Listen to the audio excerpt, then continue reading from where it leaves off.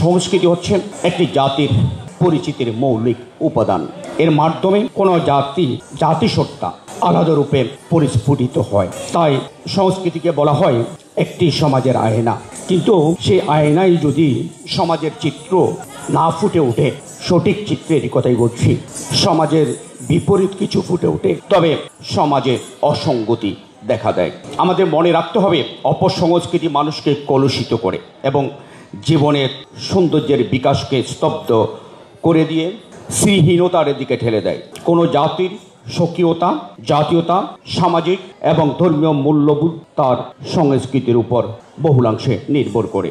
তাই আমি ধন্যবাদ জানাবো আমাদের একেবারে নিজস্ব সংস্কৃতি কৃষ্টি থেকে আজকে আমাদের নতুন প্রজন্মের কাছে আমাদের কিশোরদের মাঝে পুতিত করার জন্য নতুন করে নিরলসভাবে কাজ করে যাচ্ছে। একটা জিনিস খেয়াল রাখবেন, জাতির উন্নয়নে শিক্ষা আমদানি করা যায় বটে, কিন্তু সংস্কৃতি আমদানি করলে জাতি সত্তা হারিয়ে যায়। এই কথাটি আমাদের মনে রাখতে হবে। বাংলাদেশ এমন একটি দেশ যাদের সংস্কৃতি আছে এক গৌরবোজ্জ্বল ইতিহাস, অথচ আমরা কি দেখছি, গত কয়েক বছর ধরে এই দেশের সংস্কৃতিতে বিদেশি সংস্কৃতির একটা আগ্রাসন আমরা লক্ষ্য করছি। এই আগ্রাসন এতটাই ভয়াবহ হয়ে উঠেছে যে দেশীয় সংস্কৃতিকে আজকে আমাদের নতুন প্রজন্ম ভুলে যাচ্ছে। সেই সময়ে আমরা করি যেভাবে কাজ করে যাচ্ছেন, সত্যি সেটা প্রশংসার দাবিদার। আপনি যদি দেখেন, আমি এই কথা কেন বলছি ভুলে যাচ্ছেন, অনেকেই আজকে জিজ্ঞেস করে এখানে আমাদের শিশুদেরকে যারা আছেন বা বাইরে, আমাদের চলচ্চিত্র অভিনেতাদেরকে তারা চেনেন কিনা, তারা রিয়াদকে চেনে কিনা, মান্নাকে চেনে কিনা, সাকিবকে চেনে কিনা, আপনি খুব কম লোকে পাবেন। কিন্তু ওরাই আবার আমার এই দেশের সন্তানরাই তারা কিন্তু অনায়াসে বলতে পারে সালমান, শাহরুখ কিংবা আমির খানদেরকে শুধু চান, তাদের ইতিহাস জানে। এখানে আমাদের বড় দলের একটা ব্যর্থতা রয়ে গেছে। আজকে অবাক হবেন, বিদেশ থেকে শিল্পী এনে আমাদের এখানে গান বাজনা হয়, অথচ আমার এই দেশে অসংখ্য শিল্পী রয়েছে। আমরা বিদেশ থেকে কেন শিল্পী এনে এখানে গান শুনতে হবে? আমরা কেন আমার শিল্পীদেরকে মূল্যায়ন করি না? আমরা কেন আমাদের শিল্পীদের গান শুনি না? আজকে বিদেশি সিনেমা দেখেন, উম্মাদের মতো সবাই দেখেন, হল ভরে যায় বিদেশি সিনেমা আনলে। আমার দেশের সিনেমা আমরা দেখতে চাই না, বলবেন মান ভালো না। আপনি না দেখলে ভালো সিনেমা, আমাদের সংস্কৃতিকে আমাদের লালন করতে হবে। এখানে অনেক শিশু আছেন, তাদের উদ্দেশ্যে আমি বলি, অভিভাবক আছেন, তাদের উদ্দেশ্যে আমি বলি, শিক্ষার একটা সংস্কৃতি আছে। শিক্ষার সংস্কৃতি, এই সংস্কৃতির নিহিত চাহিদা হলো মুক্ত একটা পরিবেশ, অংশগ্রহণের অবাধ সুযোগ এবং সেটা প্রকাশের স্বাধীনতা। শিশুদের মেধা ও মনন বিকাশে সংস্কৃতির চর্চার কোনো বিকল্প আছে বলে আমি মনে করি না। শিশুদের জন্য শুধু পাঠ্য বইয়ের মধ্যে সীমাবদ্ধ রাখছেন, সেটাকে আদৌ ঠিক হচ্ছে? তাদের জন্য অবশ্যই খেলাধুলা, বিনোদন এবং সংস্কৃতির চর্চার ব্যবস্থা রাখতে হবে।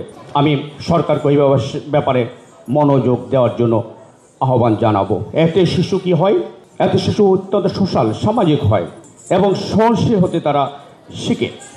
দেশের ইতিহাস, ঐতিহ্য এবং সংস্কৃতি সম্পর্কে তারা এই ছোটোবেলা থেকে একটি ধারণা পেয়ে আসে। না হয় বড় হয়ে নিজেদের সন্তানদেরকে বিকে পাকে পড়তে হবে। এই বিষয়টা একটু গুরুত্ব সহকারে দেখবেন। সবশেষ যেটা বলি, আমাদের ভুলে গেলে চলবে না, শিশুরাই জাতির ভবিষ্যৎ কর্ণধার। তারাই আগামী দিনের সমাজ ও রাষ্ট্র পরিচালনায় নেতৃত্ব দেবে। জ্ঞান চর্চা প্রযুক্তিতে সমৃদ্ধ হয়ে তারাই গড়ে তুলবে কল্যাণকর বিশ্ব, একটা মানবিক বাংলাদেশ। মানবিক বাংলাদেশ গড়তে হলে মানবিক মানুষের প্রয়োজন হয়, যার মধ্যে সংস্কৃতি বোধ থাকবে। আমরা কি আমাদের সন্তানদেরকে সেভাবে গড়ে তুলছি? আমরা আজকে মনে করি ইংলিশ মিডিয়ামে যদি আমার সন্তানকে পড়াতে পারি, সমাজের মধ্যে বলতে পারে আমার সন্তান অমুক ইংলিশ মিডিয়াম স্কুলে পড়ে। এটা কি জাতীয় সংস্কৃতিকে আলিঙ্গন করছি না? সেটা কি জাতি হিসেবে আমরা হীনমন্যতায় ভুগছি না? এই বিষয়গুলো বিবেচনার সুযোগ এসেছে।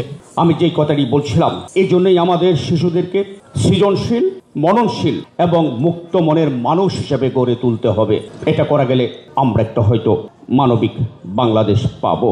আজকে আমাদের সন্তানরা যখন, অনেকের সন্তান বলছি, যখন ইংলিশ মিডিয়ামে পড়েন, অনেক সন্তানরা ভালো ভালো স্কুলে পড়েন কিংবা স্কুলে পড়েন সাধারণ, তখন দেখবেন হাজারো মায়ের সন্তান, বাংলা মায়ের সন্তান ফুটপাতে ফুট বিক্রি করছে কিংবা ট্যানারিতে কাজ করছে শিশুগুলো, কিংবা বাসে কন্ট্রাক্টারি করছে, যাদেরকে আমরা পথ শিশু বলছি, টোকাই বলছি, তারাও তো কোনো না কোনো মায়ের সন্তান, তারাও তো এদেশের নাগরিক। আমরা কি একটিবার তাদের কথা চিন্তা করি? এই বিষয়টি আমাদের চিন্তা করার সুযোগ এসেছে। আমরা আজকের এই দিনে এই অনুষ্ঠান থেকে রাষ্ট্রের কাছে, সরকারের কাছে আহ্বান থাকবে, আমরা পথ শিশু শব্দটি ভুলে যেতে চাই বাংলা থেকে। আমরা বাংলাদেশ থেকে আর কোনো টোকাই নামে আমার যে সন্তান, আমার মতো শিশু সন্তান, আমার সন্তান থাকবে দুধে ভাতে, আর আমার আরেক মায়ের সন্তান থাকবে রাস্তার ফুটপাতে। এই ধরনের যেন একটা বৈষম্য আমরা আর না দেখি। এই সরকার, ইউনূস সরকার, বৈষম্যের বিরুদ্ধে একটা বিপ্লবের মধ্য দিয়ে, ব্যাপক রক্তপাতের মধ্য দিয়ে আজকে এখানে এসেছেন। আমাদের আহ্বান থাকবে ইউনূস সরকারের কাছে, আমরা বৈষম্য এই ক্ষেত্রে শিশুদের ক্ষেত্রে দেখতে চাই না। ওই শিশুদেরও তো পড়ালেখার ইচ্ছা আছে না? ওদেরও তো খেলাধুলা করার ইচ্ছা আছে, কিন্তু তারা কেন নাই? তাহলে রাষ্ট্র কি করছেন? এখানে কি রাষ্ট্রে কি ব্যর্থতা নেই?